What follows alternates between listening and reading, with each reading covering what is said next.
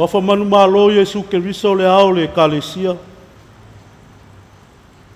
Yo folo fatu mo fatalo fatu lau faafonga anga sa moa le nei tai au. Lei fo mai fanunga le lei. E o mai asi o tatou tapu ai atu i le tua. Awana ia te imatou le li ie.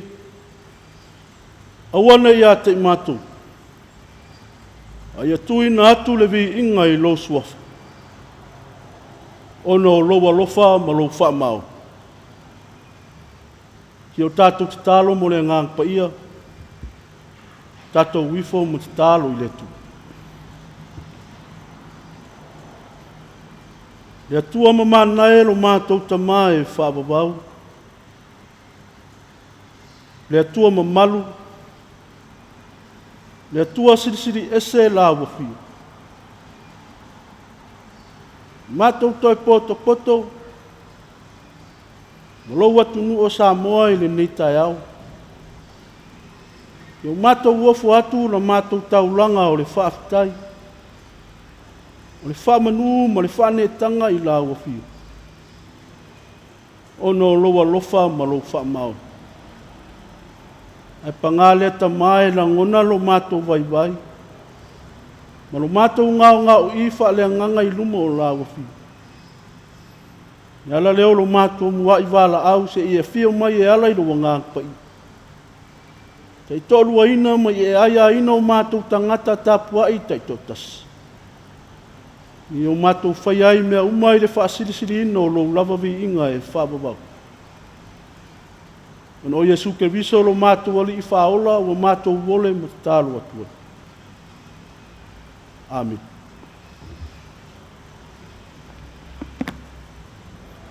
O le whaitau ina o le tuspaia. Tusfilfilia mo le nei tai au. Mo mai lere tusa Roma lo nam taupe se furma le ono. O te whaitau ina le whaiupu mua ma le whaiupu e lua. Tusa Roma ma taupe se furma le ono. Te whaitau ina le whaiupu mua ma le whaiupu e lua. Whaafafonga maia o awhianga paia lo tātou wali. O te whailo atu ia te o tou lo tātou tua whawhine o whipe. O le te akono lea o le ekalesia o i keni ke rea. Na ia talia o ia o tou i le rii. Whaapei ona te tau i le au paia. Ia o tou whesosoani fo'i ia te ia i le mea o tou e au ngā ia te ia. Wa foi to tele wa ia fesosoani ai a toa mauni ia famanu mai le tua i lo tatou whalongolongo ia na fiong pa ia ia tu mawa tupea ia te ia lo na lava vi inga nei ma se ia o i le whababau lau amen o le launga le suafa mamalu o le tua tama le alo ma le ngang pa ia amen. Ya maua se manatu whaale nganga e lima taitai na ila u whaafonga anga sa moa i le nei tai au. Me le tusi sa whaita wina. Roma se furma le ono. E ua whiriwhiria le whaiupu mua e whapea. O te whailo atu ia te o toulo tātou tua whawhine o whipe. O le te akono lea o le ekalesia i kenike rea.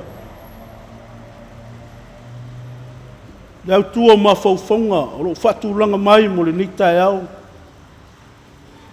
Tusa ai mo le whasinonga le tusi whaitau aso o le ekalesia e whapea. Whipe o se whawhine e tau oloa. Whipe o se whawhine e tau oloa. Whai mele manatu au le wai asu. Au mai le tala le lei, mati ae le kalesia. Au mai le tala le lei, mati ae le kalesia. E au mai whea le tala le lei.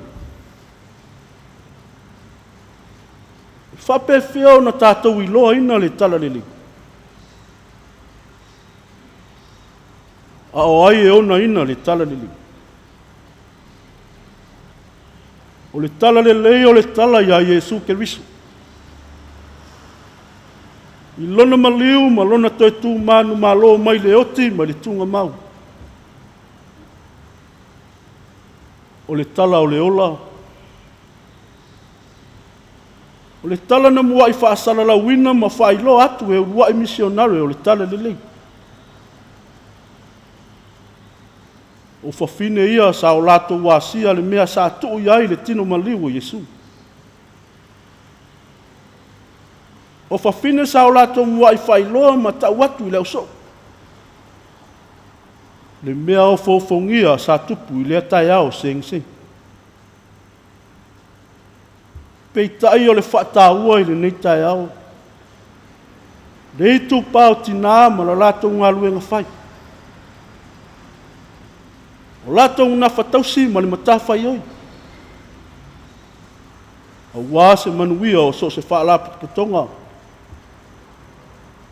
Manuia ai se ainga. Ai ale whi au ma le tala le leia le atua. Manatu lea e whapena se langona. O lo au mai le tusi whaitau o le nitai au.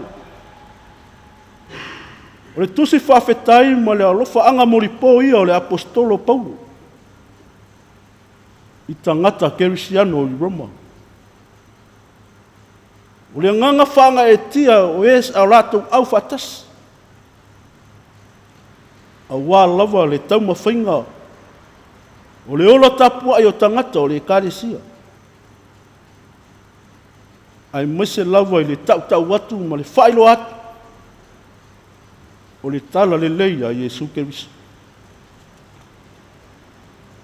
Pei tai o le afoi na whailoa ai e le apostolo i lana tusi lava le nei. Lana whaafetai le tina ia whipe. Pei mai o se tina sa tele lo na sao mo ia ma lana ngaluenga wha misionaru. Pei tai wa avea ma mea e fete na ia nisi o fina ngalo ma manatu. Ma ua fōlinga mai ai ua whesilingia ai nisi. Le tofi ti a kono le tina ia whipi. Mo le silafia o le tofi ti a kono lava ia ma lona wha matala ina. O i lato ia ua tōwhia e whai ma whesoaso anu. I e ua whai ma taitai. Po e ua whaurulu iai le whainga o se ngaruenga mo le atua. Pei tai ua whai ma mea ua wha le tonu ai fina ngalo ma wha moe moe o tangata. E o le mafua anga lea o le au mai ai e le apostolo le tina o whipi. E whai ma wha taita inga. A wale tau ma whainga ma le ati tau wati a ino le kalesia. A wao se tina sa whesoaso ani ma losi mo ia. A wala na ngaluenga tala. O lona winga. A whai o leo tātou mōli ma wina. Winga le leo le netina. Ai maise o lana ngaluenga sa whai. A wala lava le ngaluenga ma le tala le leia Iesu Keriso. E le tau mate o se tina sa whamau popu. O se tina sa whai me lelei. O se tina sa tau sili le alofa ono le whiau ma le tala lelei a le atua. Natu foi o se ata wa aia. A o se whātusa fo I leo le ola I to tonu o se ainga. O wao le tina. E to o manga I ai mea uma. A wā se manuia o ainga. E no nofo file mu wai se no. E mau popo ma to file mu wai le atunu. Ai sili ai o na solonga manuia. Ma le lei ai le whiau, ma le tala le leia le atu. O se whamanatu o se whawhangu tāua foi lea o le tala le lei mo oi sa moa le atunu pele I le ni tai au. A o e whenga I ai ma lo soifua wala awina. Iau ti ute ma whaiwa ese o le ne yasu. Tele to finga ese ua wala awina ai I tātou. O to finga tau o loa. O to finga e mauanga tā. O to finga e ma lema whai o na ausia e tangata uma. E ma whai o na maua e tangata uma. A whai tātou te wha maun. A whai tātou te wha uta le lei o na whai.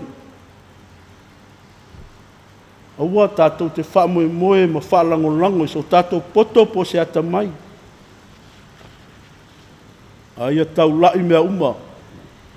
I le atua o le sosia ma lona tamau ai. A vea le tina ia whipe whai ma whaataita inga mo lo tātou wola. Ia o tātou ngaru lue ma le whalongolonga ti ngā. Ia o tātou whai mea fia. Aua le whaia ma le musua. O le tina ia whipena ia whaia lava ma le mautinoa. E tau ia lava e le atua lo na tau ti ngā mo lana ngā luenga. O wau lava ngā luenga le lei. E toi muli atu lava I ate oi. O Yesu Keriso. O lona le tau o loa I le vaenga le lalo langi. Na ia whātou I lalo ina ai le sā tauro matanga. Ma le tunga mau wa whāwau no ina. O le muta anga o le whamoe o le tangata. Wa venei ma whailonga o le manu malo. A whai tātou te tali o ia I le whātua. Ma le salamo whamau. Ia tua maua pēa ia te ia le vi inga ma le pule au au. Nei ma sei au I le whavavau lau. Amen. Nā tātou vi atu I le tua ilono vi inga I se lau valus fulwha. Se lau valus fulwha pese tātou te pese.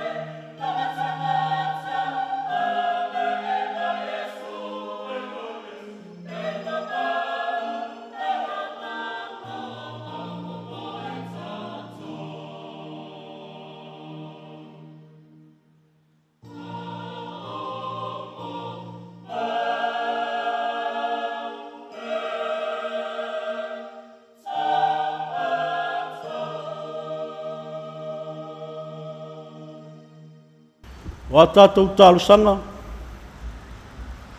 o tātou wifo, o whaamaua lalo le atua. Le atua tolu taspa i ae le tamā le alo ma le angang sā. Le atua mamalu, le atua sirisiri ese la wafio. Le atua lo whawai ai se o mātou watunu o Samoa. O whasifo atu lo watunu i le nitai au. Yo mātou whawhetaia lo walofa ma lo whamau. Yo watuana i atu le lava i aso i whi au ma ngā luenga. Ai maise nisi o whamoe muenga sa whenga i ai ma lau e kale sia o au. E alaila na whanutanga tele ili nei fo i tausanga. Whaafutai tele le atua. Wasa e whaatonu wholau i mea uma. Wai wai manuia i loa lofa ma loa nganga whesoa soa ni mai. Whaafutai a wafiongo pa ia.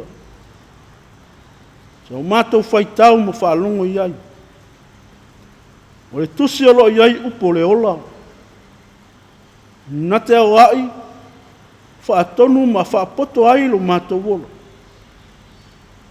I mea e au no mātou wola ma sawa wali ai. Whaafutai lo lava nganga whesoso ani mai. Tai tolu aina ai lo mātou vai ma le whaatau waa. Pea o i teimi e la ngona ai o mātou le mawhaia o se mea. Whaafutai le tua lo manuia se o mātou atunu o Samoa. Mai lava i maunga te tele se ia o i se wa pito i titi. Whaafutai le tele o louta mau a inga whaasoaso mai. Le nei wa sapi aina i o mātou tangata i le aso ma le aso. Whaafutai lo walofa lawe ai a Samoa. Tau mamau ai ni mala whale natura. I ono a fia ai se o mātou watunu. E o le whaafutai siri le atua ona o le tala le lei. Lea o whaatala le ina ai se o mātou watunu. Wa vea ma mea mātou te lotu atu iai i lau whi au ma le tala le lei. A whai mātou te tū mau ma le whaatua tua wha maoni i lau whi. Ia tū mau pea i lau whi o le vi inga. Le mamalu ma le pule au aro. Nei ma se ia o i le whaavavau lau. Le atua mi o tonue. O lau lava a whio e tonu ma ato toa ai whamisinonga. O lau a whio foi e te sila whia mea uma. A lofa le atua i a lofa ngia le ifonga Samoa i le neitaya.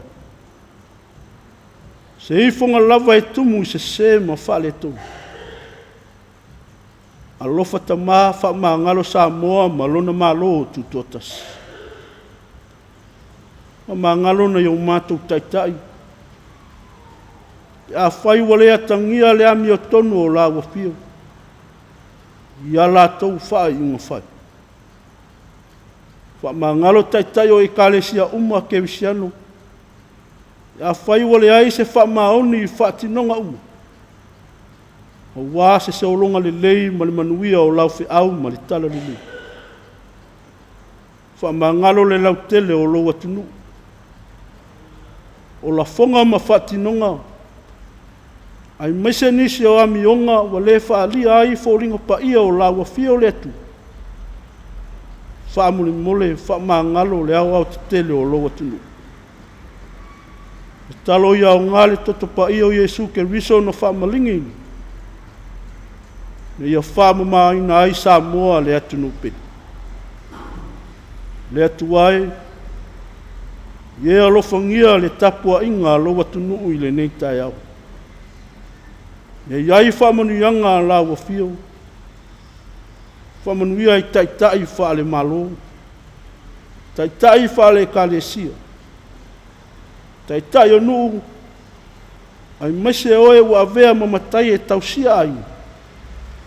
Iai leanga le lei ma whaamanuianga a laua fi. Iau tu pupu ina pē laua fio. E tō whasa ili ma le utanga poto mai laua fio. A wā se manuia o na iau mātou tangata lau te. Whamanuia i e wa ofo ina le soifua ma le ola. A wā le tautua ina o se o mātou ni atunu. So se to mai ma le angava. Iai le anga le lei ma le alofa o laua fio. Mo pēalo lātou mālosi. Wā ti ute ma whaiva ua walau inai. Manuia ina iau mātou a inga. O tangata anu o lo au tai malele mai atu nui mamau. Wā se manuia o Samoa. Iai le anga le lei ma whaamanuianga a laua fia o le atua. Le whangalo foi le tapua inga na iau mātou tamā ma tina mātutua. Loa iai le tau afiafi o le ola.